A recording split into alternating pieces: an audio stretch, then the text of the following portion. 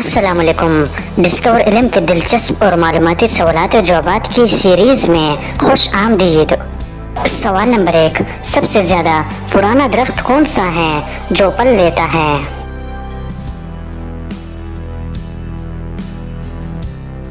सही जवाब है खजूर। सवाल नंबर 2, दुनिया में सबसे ज्यादा कौन सा फल खाया जाता है?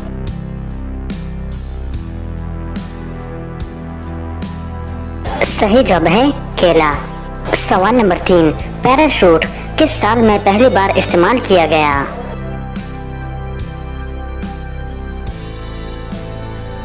सही जवाब है 1797। सवाल नंबर 4, वो कौन सा फल है जो खट्टा और मीठा होता है जिसके आखिरी 2 हर्फ हटाने से सब्जी का नाम बच जाता है?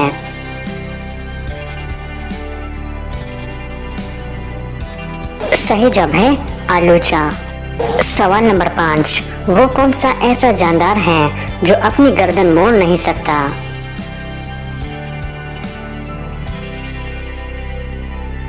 सही जवाब है मेंढक।